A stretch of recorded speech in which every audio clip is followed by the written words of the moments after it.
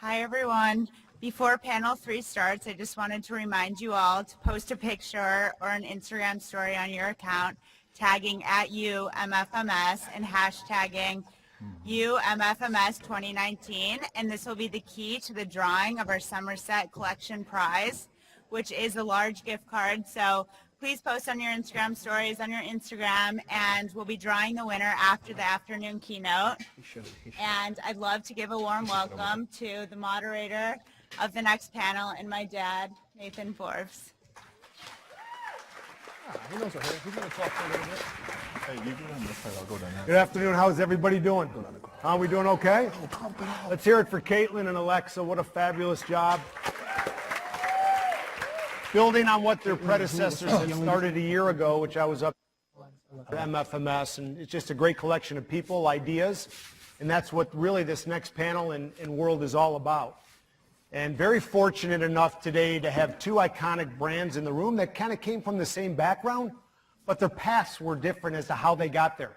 They intersected at Nike, they both stayed connected, and they have different stories to tell us as to how their journey evolved, where they are today in that journey, and most importantly, how everybody in this room can identify with their journey as you begin to forge your own path in life.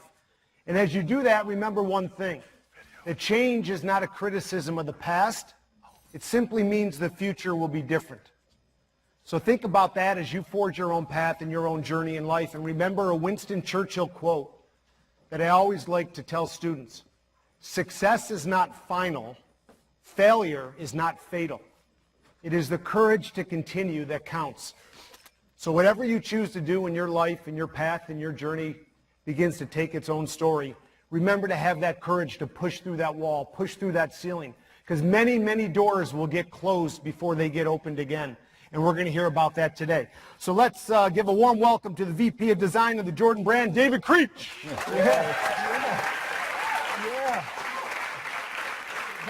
He's going to join us up here on stage. This other gentleman who is just a very interesting guy, just so you know, he got off the set last night at about 11:30. He is a co-founder, producer of the HBO series The Shop. He had to tell LeBron James, Pharrell, who else was in their PR? Travis Scott. He says, hey, I got to go. They go, you're not going anywhere. We just got started. He says, no, I told my man Forbes, I got to be in Ann Arbor tomorrow morning. So he flew overnight to New York, met up with David and Andrew Forbes, flew here to share his story with you. But he made us wait 2 hours before we could get here. So let's hear it for PR Paul Rivera.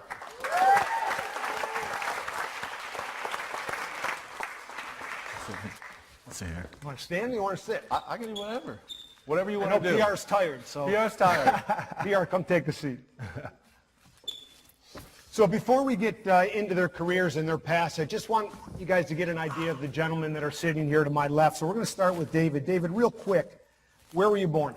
I was born in Seoul, South Korea, but I was adopted, grew up in Oregon, so I'm an Oregon kid. Family of? Family of 5 total, 2 siblings, a brother and a sister, also adopted from different parts of the world. We had an amazing upbringing, parents worked hard, but the opposite end of design and all this stuff. My dad was a scientist and my mom was a school teacher, so the fact that I'm here today is And what was your passion as a child?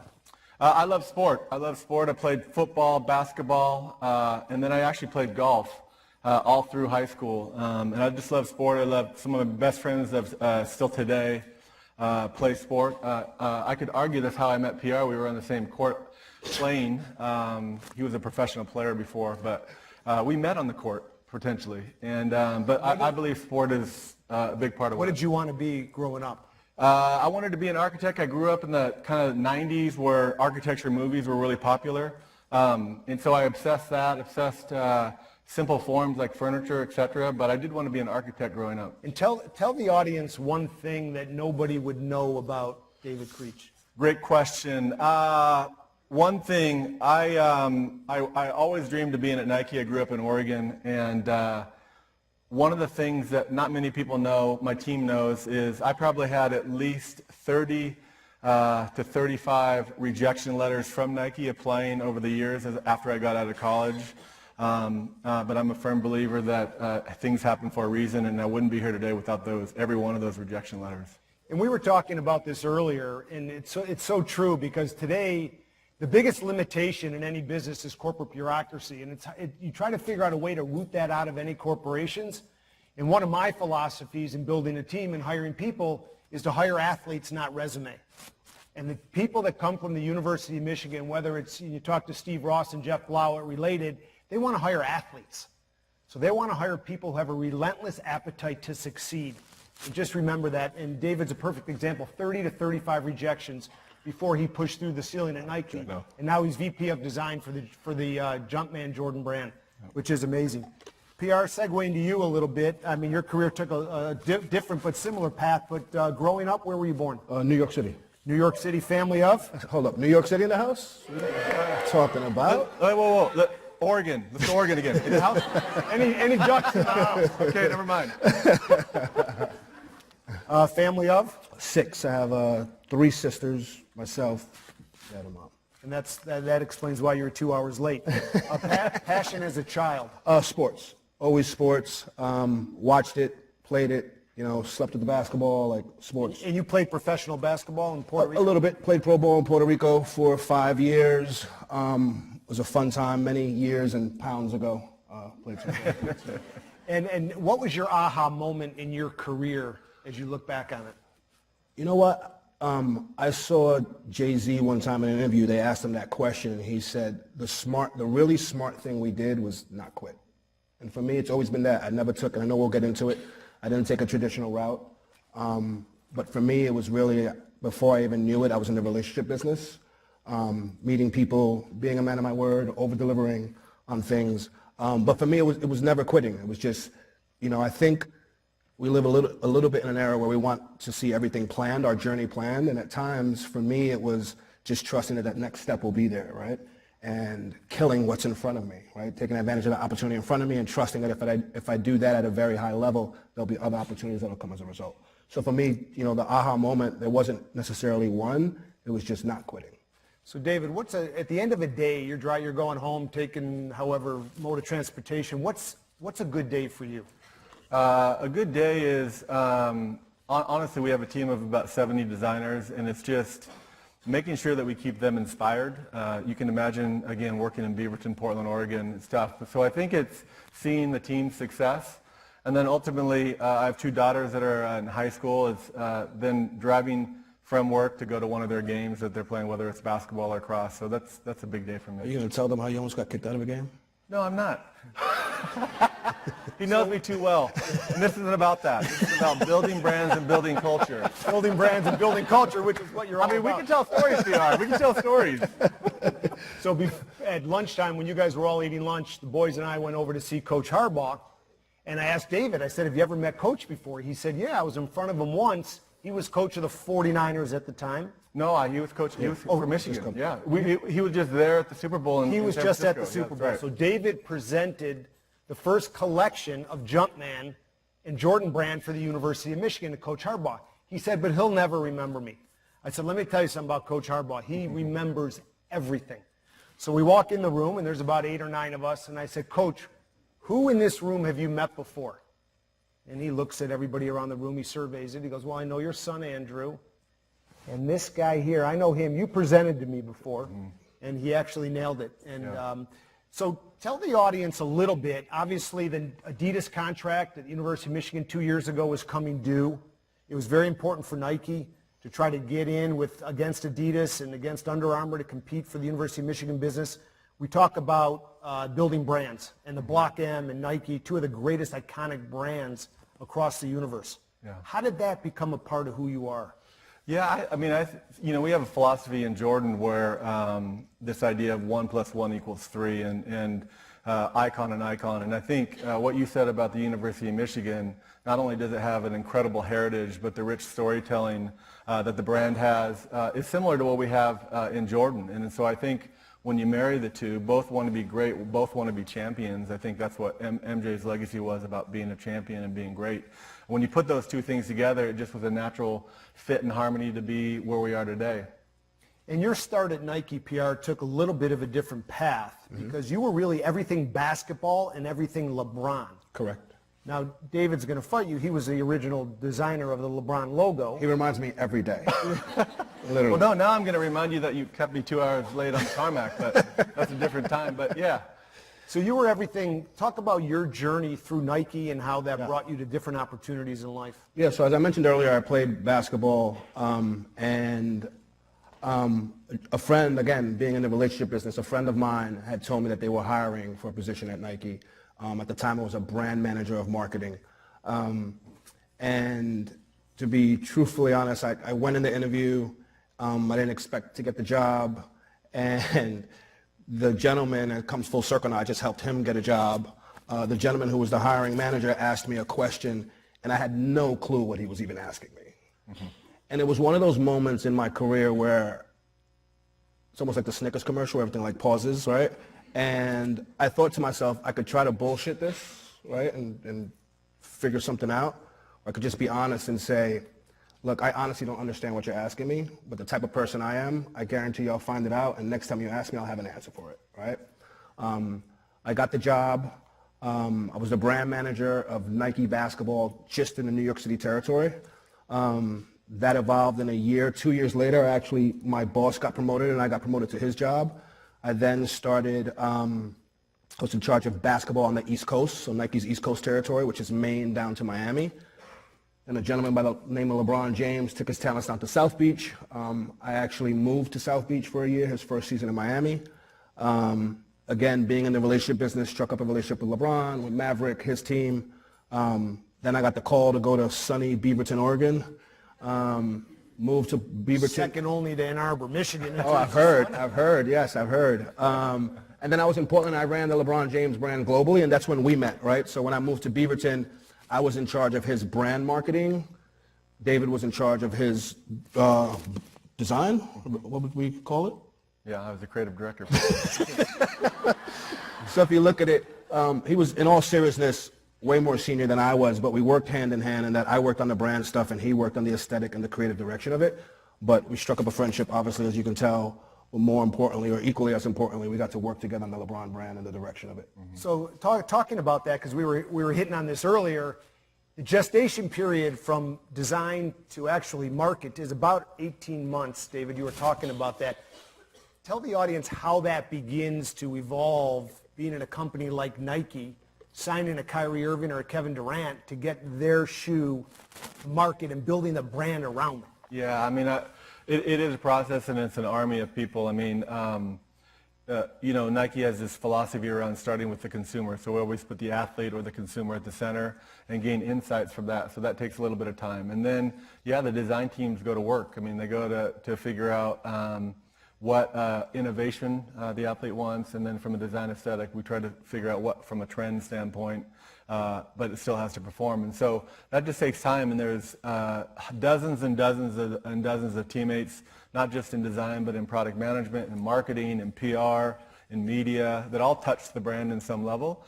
And I think it's critical that we all kind of hold hands, and I think that's where PR's job, back when he was in LeBron, he's trying to make sure holistically it looks like it's coming from one brand. And I think that's important. So whether it's the packaging of the shoe, the colorway, the story, all the way to what it looks like at retail, you're trying to hold that thing together. And I think when you do that, you can create emotional connections to the consumer and thus build a brand. And you worked on campaigns. You did a couple Olympics. You did Beijing, Yep. London. You worked on World Cups. Yeah. So as part of your look worldwide, we were talking about China, how China is becoming a major influencer in the world of design for Nike. Can you speak to that for a minute? Yeah, I mean, I think it's important for Nike to be a global company. We talk about we're not trying to grow the pie, we're trying to get more pies. And so with consumers in Asia and Europe and South America, obviously in North America there's even different segments between East and West Coast. We're constantly obsessing how do we grow the consumer base and create product and or experiences for that. And again, it's massive teams that are involved that you're very fortunate to be a part of. So Pierre, your career evolves at Nike. You're running LeBron, you're running KD, you're working on all these big name athletes. And then your career segues from there. How does somebody leave that to go do this? Yeah, so, you know, to give a little more context, it's at the time when I decided to leave Nike, I was managing the LeBron James brand globally. So LeBron had just won his first championship with the Heat. He had just won MVP of the All-Star game that year, MVP of the league. He was going to the Olympics to London, right, to win a gold medal. So as it relates to someone helping craft and drive his brand, like that was the holy grail, right? A little company by the name of Beats by Dre called me. Anybody heard of that? And they asked me if I wanted to be the #2 marketer reporting to the CMO at the time, heading up all global marketing, including sports marketing, brand marketing, retail. And for me, to be honest with you, you know, a philosophy that I know David and I both share is you're never done learning, right? You're never done acquiring experiences. I felt like I had learned everything I could learn as it related to basketball and basketball-specific marketing at Nike. You know, and it was time for another, you know, challenge, quite frankly. So I figured I had a very good understanding of basketball and sports marketing and everything that Nike taught me and the great people there, including the gentleman to my left. But if I could go to Beats and learn music and learn culture and learn that different skill set and pair those two things together, I'd be, you know, pretty formidable in the world of marketing and the culture. So it was funny when I told people that I was actually leaving Nike. At the time, you got to remember, this is probably 2012, so Beats wasn't really Beats yet as we know it. Like, people wanted me to, like, get drug tested. They were like, what do you, like, who leaves Nike to go to Beats by Dre? But I had a lot of, you know, I talked to a lot of people that I really, you know, trusted and respected, LeBron being one of them. And at the time, it was just the right move for me to make, and I was happy. I wouldn't be sitting here next to you or in front of you guys if I didn't make that move to Beats.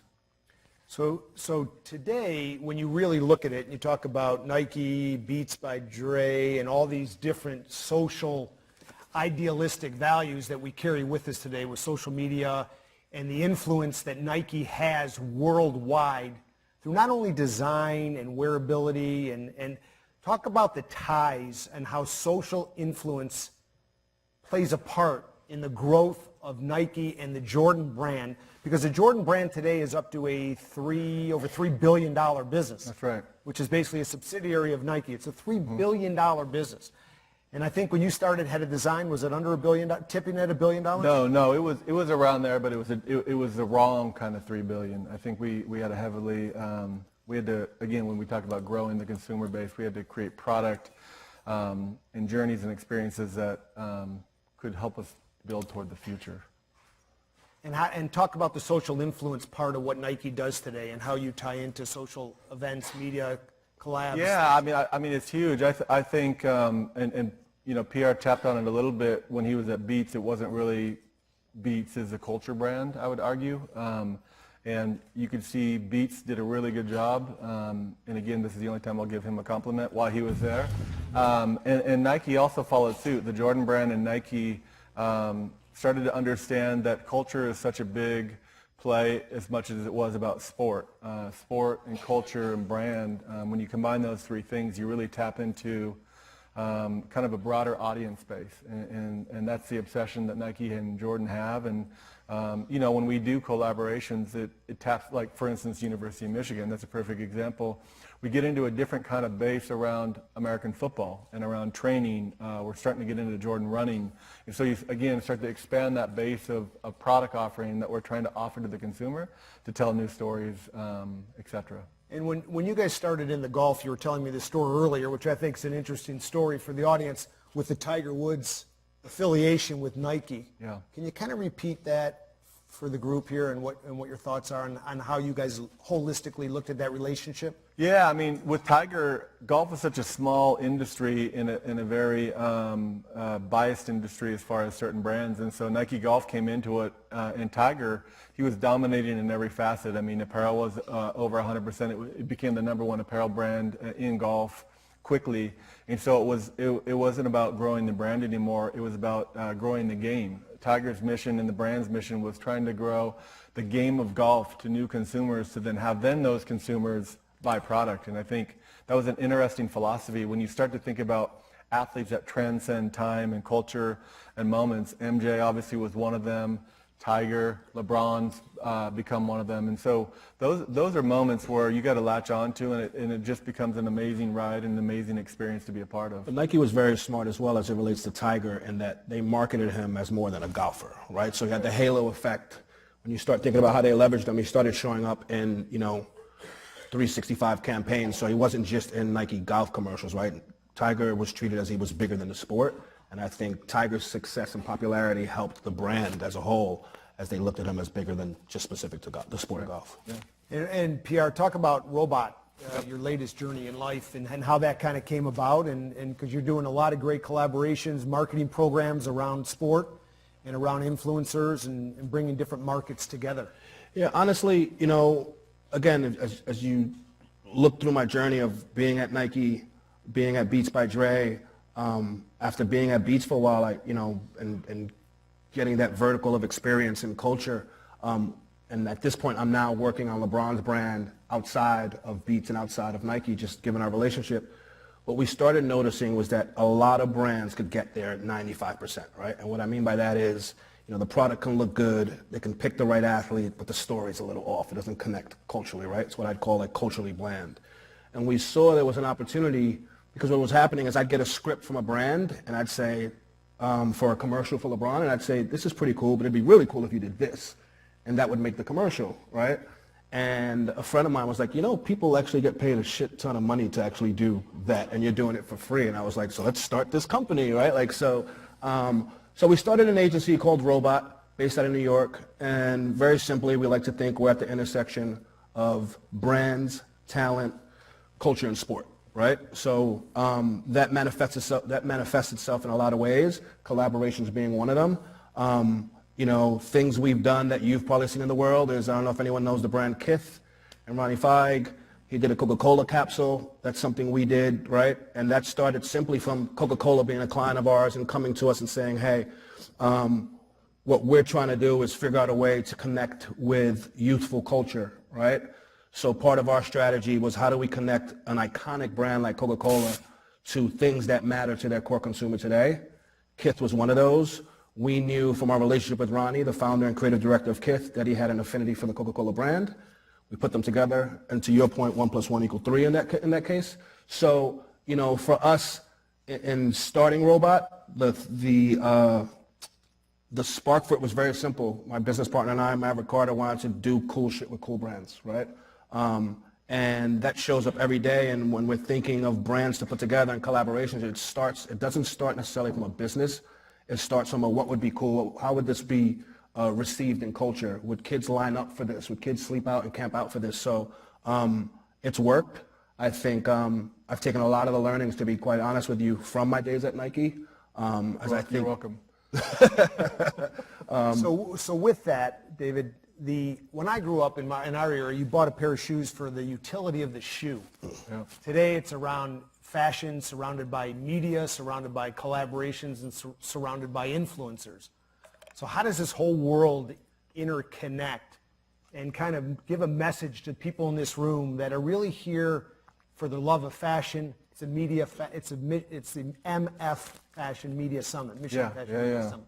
So in your world, how do they coexist? I mean, it's a great question. I think I think it's brilliant, PR's team around Robot and what they stand for. But it's really, over the last few years, the intersections happen. You could start with the Virgil 10x10 that we did with him. And obviously we were collaborating with people like Tishi and Kim Jones prior to that. But you're starting to see this evolution. And I actually credit it to two sporting groups, and it's the NBA and it's global football, soccer. I think those athletes somehow have transcended just on court. I mean, the runway's now become this extremely popular thing. These guys did the LeBron watch, I think, back then. I mean, it's become a phenomenon that's happened over the last probably 5 years or three to 5 years, where the intersection of sport, culture, fashion, sport, have all just kind of merged into one. And I think we have to continue as a brand, continue to focus on innovation, because I think that will hopefully continue to be that concept car that takes us farther than the rest. But yeah, I think it's an interesting phenomenon. I think it's great. So for kids graduating college, how do you get into the world that you guys live in? What is their jumping off point? What is their first step that they should be thinking about? I'd say they're doing it already by being in this room, to be quite honest with you. You know, I was speaking to Caitlin outside, and I was just saying that I think the investment you guys are making yourselves, you know, we were joking. I was like, Friday, I don't know if I'd be in an auditorium college. I'd be on campus, a beautiful day out, you know, like, so I think the first step is you guys are, and I wholeheartedly mean this, you guys are making an investment in yourselves and even being here and being a part of this. Look, I think for me, the greatest advice I could give anyone is experience. Experience trumps all. And I was talking to a young gentleman somewhere, I don't see him here, but I was saying, I know how frustrating it can be when you don't get jobs or opportunities because you don't have experience, right? So it's like, how are you supposed to get the job if you don't have experience? How are you supposed to get experience if you don't get the job, right? So I think the most important thing for me, and even now as I look at resumes, I assume if you're in the room with me that you're great, that your academics are what they need to be, and that you're good at what you can do. I'm going through experience. I'm going through what are your passion points. I'm going through, you know, you called it athletes, you know, we call it competitors, right? Same thing, right? It's those guys that I can't push you any harder than you're going to want to push yourself. Your bar for the level of work you're going to do, how you're going to show up, how late you're going to stay, those are things that you can control. And I think for me, all those things start and end with experience for me. I don't know if you feel differently or add. I'm not going to differ with you. No, I think those are it. And I think there's two things for me. Number one, PR said it like kind of his journey. He didn't quit. And I think you just have to be relentless. And I'm also, I have this other theory around just like this idea of one. It just takes one person, it takes one book, it takes one summit, it takes one experience that can get you over the hump. You just don't know what it is. It's like buying the lottery ticket, not endorsing gambling, that's another story. But it's like buying a lottery ticket, you just need one to win. And if you're not relentless and you don't work hard, you're never going to get to that one. And again, the 30 plus times, it was probably more than that. And every step along my way at Nike even, there's always been that one person that got me to where I thought I was doing pretty good. That one person challenged me, and then I got that. I mean, and again, all joking aside, we've remained close because we're friends, but also P pushed me into worlds that I didn't really understand or know, and it got me to be better at that. And so I'm a believer in that. You know? That's a great point. Last night, as Nate mentioned, we were shooting The Shop, and Jimmy Iovine surprised us. You know, so Jimmy Iovine's co-founder of Beats by Dre, Interscope Records. He did music with John Lennon to Dr. Dre to everyone, artists you've definitely heard of. And one of the bits of advice, or one of the sound bites he said last night, which stuck with me, was you have to be in charge of the casting of your life, right? And what that means is you have to be in charge of the people you can surround yourself with, right? I have mentors that are older than me, younger than me, my age, in my field, different fields. I pick their brain. I've had the luxury of being on vacation with Nate, who I call Uncle Nate. We've been on planes together. I'm constantly picking his brain. Hey, and we work in completely different fields.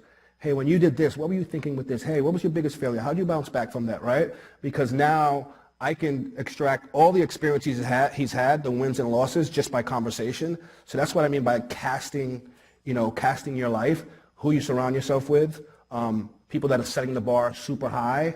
And for us, it's worked for our career, right? It's like we're in different places now, and I'll get a note from him, hey, so you did this, really proud of you on this. And I'm like, hey, what are you thinking with that? So I think, again, you guys are taking the first step in being in this room, but a big piece of that is who you surround yourself with and the level of effort you're putting against this day in and day out. None of this shit is easy, trust me. It's not easy. And one of the things I would say, and you look at the Dos Equis commercials, stay thirsty, my friends.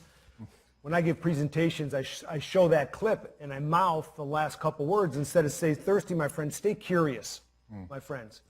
Because when you are in the company of gentlemen like this and you have the ability to talk to them to learn for the future, you always want to be on the side of being curious about them. You're going to learn from them.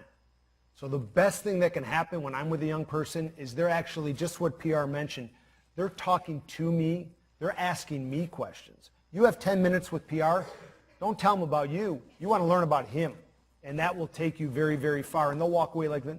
Now that kid knows what he's doing. Now he's thoughtful about his future, he's thoughtful about where he's at and how he's going to get there, or she. And so stay curious, my friends, as part of that.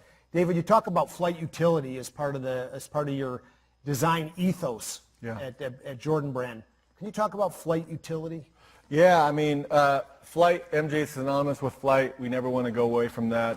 The DNA of our brand, our retro shoes, is very important. So that's kind of a core filter that we have. But then the utility really represents kind of that future piece as we, again, obsess the consumer. So we're continuing to try to grow that future of Jordan through apparel, footwear. We've introduced a women's line, both in footwear, and then we're launching apparel 2020, so that's a really huge deal for us. So again, expanding the aperture of what the Jordan brand means for today's kid and today's consumer, and doesn't mean that we're not going away from some of the shoes that we're wearing today, but it's kind of the combination of the both. We got to remember our past and our heritage because we have a rich heritage, but we also have to forge to the future. I mean, I tried to convince, I'll probably never be in Coach Harbaugh's office again because I tried to convince him that he should go with a matte black uniform with a maize yellow. I think it would be super dope, and he said no. So and I tried. Well, he asked him, and Coach was like, No. And then like all really seasoned designers do, I said, well, what about dark maize or dark blue? And he said no. So we will not see that anytime soon. I want to be mindful of a Q&A session because I want you guys to have the opportunity to talk to these two guys. So how much time do we have left? 2 minutes before the Q&A? Okay, 60 seconds each. Final word for the students before we go into Q&A. David, you first. He always has great so in last. Hey, PR said it already. I think Nate's done a good job. Like, be curious, be here, be present, and don't ever discourage. Like I said, hopefully no one has to go through 30, 35 times. Just and then find your passion. I think if you love what you do, it doesn't become work. And I think find out what your superpower is. And once you find what that is, you'll love what you do. So, PR? yeah, look, I would say you guys are living in an incredible time, right? There's never been more opportunity, more platforms, more access, more information. You know, be curious, as Nate mentioned. I think, you know, be resourceful, right? There's been a couple of people, which hopefully I meet, that have DM'd me, you know, asking if they can speak to me after we get off stage. And those, so like, be relentless. I mean, you have a man here that's to my left that's at the highest level of design, you know, within the Nike organization. And he just finished telling you guys he got rejected 30 times, right? Most of us, after getting rejected once, twice, 3 times, would be off it and maybe not even go to another brand, would say, maybe this isn't made out for me, right? So I think find, you know, he called it your superpower. I say your areas of brilliance. Find what your areas of brilliance are. Commit all your time to it. And again, I think it's an exciting time. I think there's never been a greater time to be young and hungry and get after your passions. And all of you in this room have a great asset that you're from the University of Michigan. Right. If you look at Steve Ross and you look at all Bruce Beal and Jeff Blau and I mean, all of his top lieutenants and partners, they're all from the University of Michigan. Because we have great competitors and we have great leaders in this room. So to these two guys, is really hats off. And we're going to go to Q&A now, so we got about 5 minutes for Q&A. So let's get through as many as we can. So let's keep the answers brief so we can make sure we cover the room. Over here in the corner, right down here. Hello, my name is Mo. So, Mo. Paul. Mo, what year are you, Mo? Graduated 2 years ago from Okay. University of Michigan. Paul, love your podcast, by the way. I know it's fresh and new and whatnot, but I know you have these conversations with players that not a lot of other people can because of your connection with them and whatnot. That convo with Draymond, you revealed some stuff that like the public didn't even know, and I thought that was so interesting. Have you done podcasts that you haven't released yet for the Paul Revere podcast? And what is your vision for that podcast, and what do you have planned for that? I haven't been invited. Is that what you were asking? I haven't been invited on this. David, you haven't been invited either? Sorry. No, I have not. It's your invite. Together. You guys on the next episode. Thank you. I think to answer your first part of your question, the reason I'm able to get those interviews and that insight is trust. Again, I feel like everyone in this room's in the relationship business, and if you don't realize you're probably not as good at it as you need to be. So that's one. 2, yes, we have 4 interviews in the can. 5 interviews in the can. We have the shoe surgeon. I don't know if you guys know him, customizes shoes. We have Nigel Sylvester, BMX kid. We have Raven, who is Beyonce's photographer. and we have LeBron James. So they'll be coming out on the 1st and the 15th. But I hope you keep listening and subscribe. Let's get to somebody else. Sorry about that. Questions? Yes? Hello. My name is Colleen Curtis, and I'm a senior fashion designer. Oh, is it? Oh, okay. I'm used to projecting. There you go. We can hear you. Either way. Actually, hate to disagree. I'm not from University of Michigan. I go to Kent State University, but I'm a neighbor of Akron, LeBron's hometown. There it is. My question is actually for you, David. I've been trying to apply to Nike myself. I want to get into knit programming and the knit technician, and I've applied for internships as well as positions. Did you ever find out after those 30 and 35 times what finally sold you? Because there's got to be a difference, or something that you felt made a difference, or something that they even said, you know, we recognized you were applying, and this is what finally sold us. No, that's a great question, and I'll go back to the one. There was a recruiter. So what I didn't share, there was a recruiter that at the time was she was an she was a freelancer, full-time freelancer. They call them ETWs at Nike, and she stayed in contact with me like, hey, sorry, David, and for years, it was probably over the course of 3 or 4 years, she stayed in touch with me. And then one day they finally sent me like at the time, this is going to date me, but a floppy disk that had the swoosh on it. And they wanted me to design some posters that I felt relevant. And that's ultimately what got the door. But she was the one person out of all the rejection letters, she stayed in touch with me. And so, like I said, I think you got to be relentless. Know that a lot of people apply, but you got to find those people that, I mean, shoot, like you send me a note and you pass it through, but you just got to continue to be curious. And sometimes, you know, it's like that's the path that you're playing chess. Maybe that's not where you're supposed to be today, and it could be here, and that'll get you there. And again, I do believe I started at Nike at the right time when I was supposed to be. One more question in the back.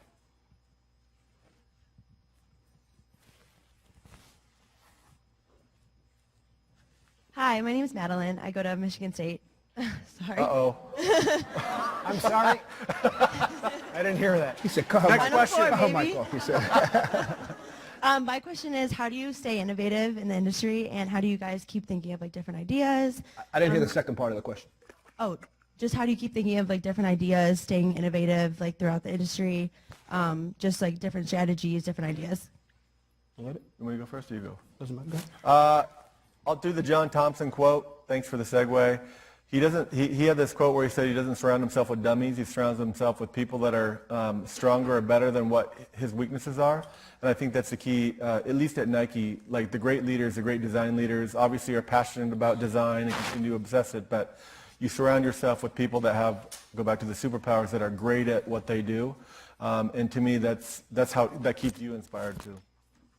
PR, final word? Yeah, I'd say the same thing. The very short version is, again, casting your life and who you can surround yourself with, and specifically, especially in verticals you want to be in. So if you want to be in fashion, you want to be in marketing, you want to be in PR, whatever that is, it's find people that have been very successful at that, and have conversations with them. You know, ask them what's made them successful. Ask them what was their big break. A lot of the questions Nate's asking us, it honestly is at times that simple, where it's like if you just take that first initiative and engage in conversation, figure out what your passion points are, you'll be surprised at the success. So just as a final thought, I really cannot thank these two enough. And Caitlin, Alexa, David, and Paul came great distances to be here. David just got back from Paris, flew through New York to come here. PR took the overnight from LA, the red eye, getting off the set to come here, and really a great testament to be here with you guys, a commitment they had made, which they could have easily canceled. But honestly, thank you both so very much from the bottom of my heart. Thank you. And hey, if I may, I definitely, where's Caitlin, and can you guys stand up over there? You guys have been amazing, man. So can we give them a hand, please? They've been great.